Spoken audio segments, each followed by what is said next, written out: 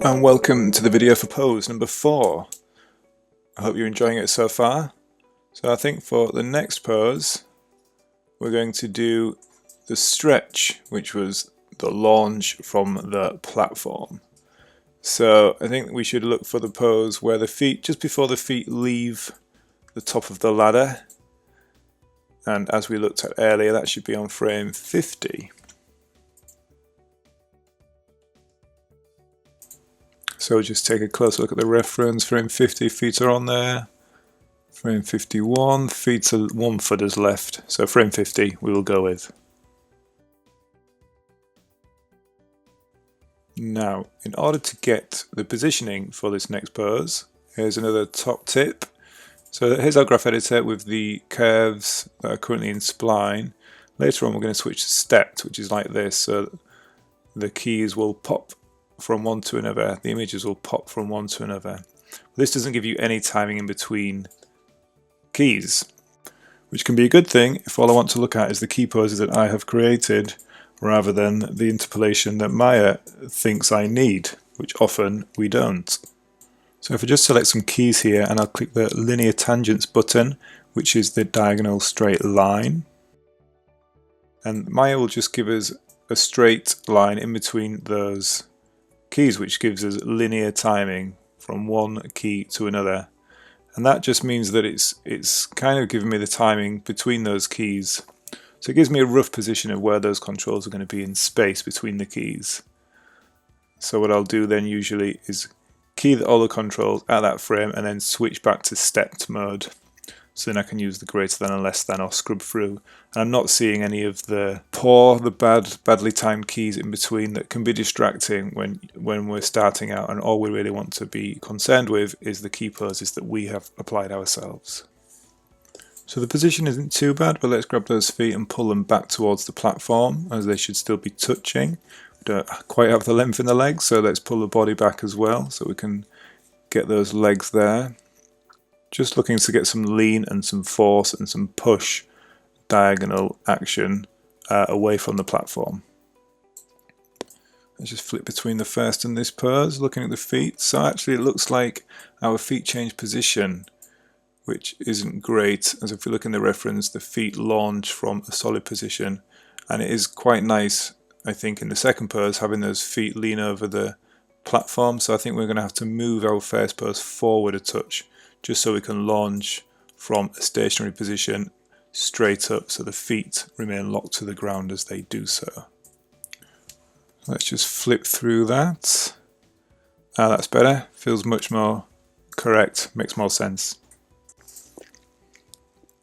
Okay, so it looks like that his right foot needs to be lower down, just so we maintain contact with the platform through those two poses. So we'll just grab it and pull it down. Just check back to our first pose. That feels better. Just try and make sure that we're not intersecting too much with the foot. And just check those feet.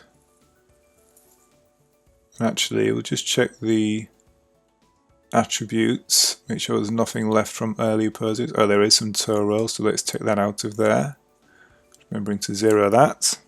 Oh, that also reminds me that I think there's some keys left on the shoulder, so I'm just going to zero that as well, just so we start afresh with those. Okay.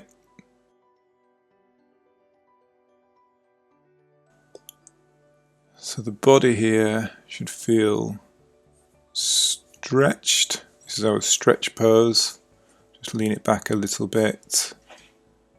Zero out those chest controls so we start clean.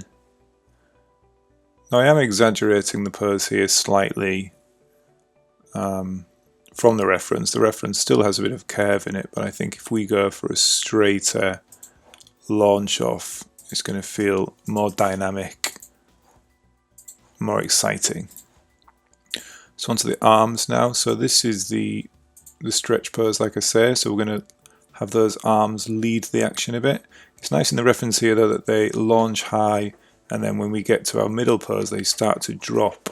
So there's a feeling of squash and stretch in there. So this is our stretch, and then we're going to the squash feeling at the top of the jump. So let's pull his right arm, the screen left arm.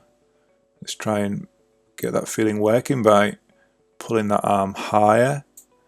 And then the right arm, got to be careful not to go in front of the character's face here. It would be nice to avoid that as much as we can. So I'll grab the head and just have that as well lead the action a little bit, so it's going to look up to where he's going slightly. I'll just grab hold of that hand and just try and get the hand in the same alignment as the forearm, so it feels straight and strong. If it bends away too much, it's just going to feel a bit weaker and not quite as direct. It won't be the flow of the pose won't match the action. So I'm going to straighten out that hand to be in line with the forearm.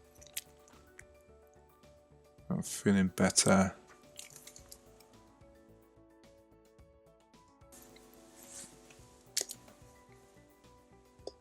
Just check those elbows, drop those a little bit. And now the shoulders, just make sure that I zero those. I do want to put some posing on here, but I just like to make sure that I'm in control and I know where the starting position was. So same with this side. The shoulders should rise as the arms are up.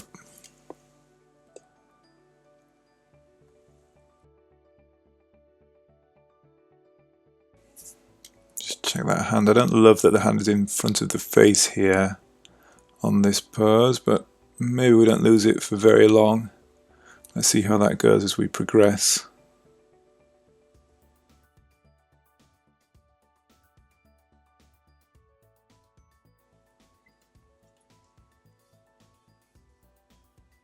Okay, and then the chest, we haven't got anything on there yet, so let's add some twist as in the reference.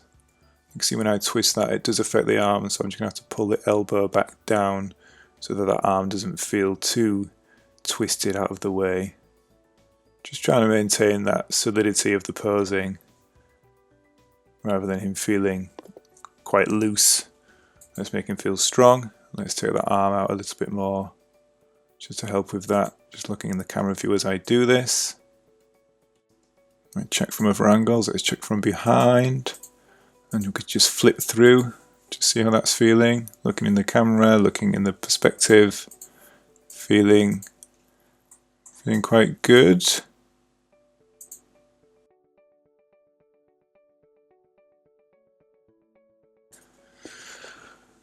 Alright, so I think for now, let's move on.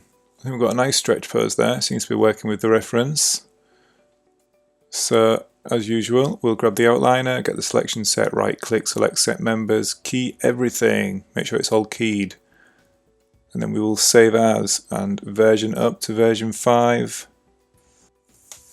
Cool. On to the next one.